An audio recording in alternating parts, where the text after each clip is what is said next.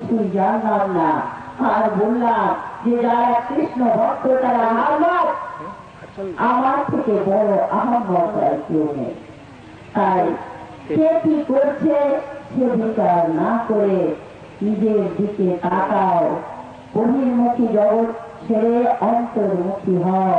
সীতার জায়গা থেকে যদি মুক্তি পেতে চাও তাহলে জগৎকে ভালোবাসো। সবাই তোমার, তুমি সবার মধ্যে নিজেকে বিলিয়ে দাও, দেখবে জগৎ তোমার। যেমন একটা ছোট্ট শিশু মায়ের তাকে হাত ধরে নিয়ে যাচ্ছে, হাত ধরে নিয়ে যাচ্ছে, কিন্তু তার মন ভরে আছে ওই শিশুটির কাছে। আমার শিশু যাতে পড়ে না যায়, আমার শিশু যাতে পড়ে না যায়, বারবার লক্ষ্য তার। কিন্তু আবার তার পাশে আরেকটি তার সন্তান, সেটি হচ্ছে একটি 16 বছরের সন্তান, সেটিও তার সন্তান। কিন্তু সেই সন্তানের দিকে পড়ে যাবে বলে তাকাচ্ছে না, এ ভয় তার মায়ের নেই। এখানে কি দৃষ্টান্ত দেওয়া হবে যে মাকে ছোট সন্তানটাকে বেশি স্নেহ করে আর বড়টাকে করে না? আদৌ তা নয়। কারণ মা ছোট সন্তানটিকে বারবার লক্ষ্য করছে যে আমার সন্তান অবোধ, অজ্ঞান, পথ চেনে না, পথে কেমন করে হাঁটতে হয় তা জানে না। তাই তাকে বারবার লক্ষ্য করছে যাতে সে পড়ে না যায়।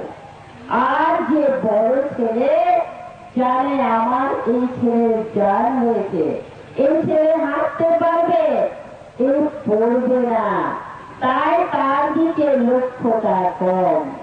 তাই আমি বলবো যেখানে জ্ঞানী হতে দিও না, জ্ঞানী হতে যদি যাও তাহলে ঈশ্বরের করুণা কম পাবে। কারণ ওই যে জানি গিয়ে যে সন্তানের জ্ঞান হয়েছে সে পথ ছেড়ে সে হাঁটতে জানে।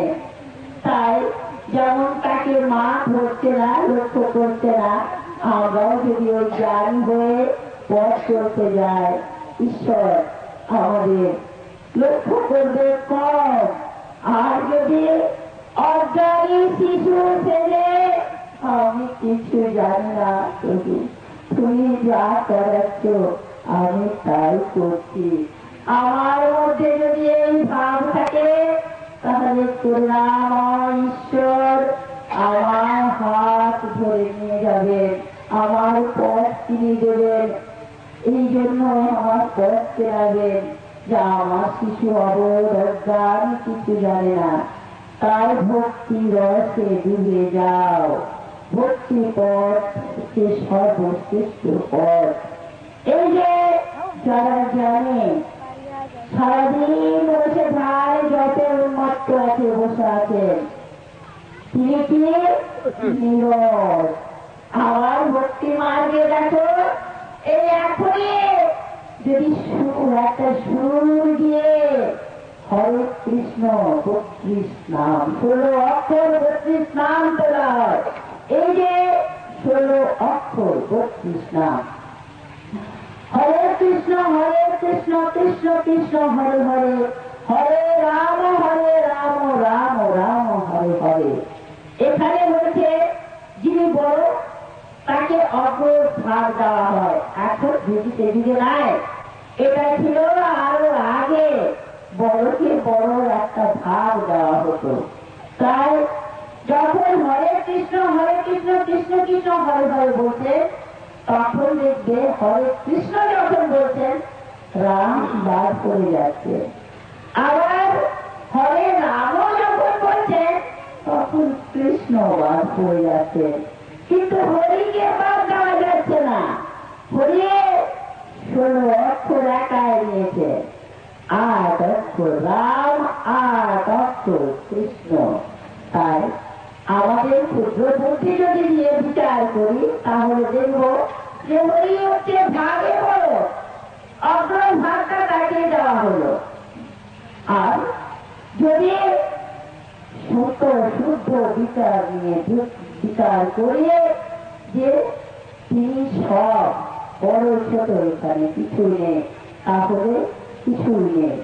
তাই বিচার না করে বাবারা শুধু ভক্তি পথে অগ্রসর হও, তার করুণা চাও। যেখানে দেখেছ রাধা কৃষ্ণের প্রেম দেখো, রাধার প্রেম দেখো। কৃষ্ণ বিনয়ে তিনি পাগলের মতো ছুটে বেড়াতেন। লাজ লজ্জা নারী সমস্ত কিছু বিসর্জন দিয়ে তিনি কি ছিলেন? আয়নের ধরনে। তাই তিনি পতিব্রতা ভুলে গেছিলেন। তিনি আইনের জন্য কোনদিন চিৎকার করে কাঁদেননি, কোনদিনও ব্যাকুল হননি। যে ব্যাকুলতা দেখিতেন কৃষ্ণের জন্য। এই যে কৃষ্ণ, সেই কৃষ্ণের যা প্রেম গোপিনীদেরকে নিয়ে, তিনি তার প্রয়োজন কি ছিল? রাসলীলা করা। তিনি কি সকাল প্রেমে? তিনি কি আমাদের মতো কামে আসক্ত? না, আদৌ নয়। আমাদেরকে শিক্ষা দেওয়ার জন্য প্রেম কি, এই প্রেম শেখানোর জন্য আল্লাহ যিনি শক্তি রাধাকে তিনি শাশুড়ির আর তার রাসলীলা বর্ণনা করলেন। এই যে রাসলীলা এক জায়গায় শুধু বর্ণনা আছে যে কেমন পাগলিনীর মতো গোপীরা কৃষ্ণ রাস করছেন। যত গোপী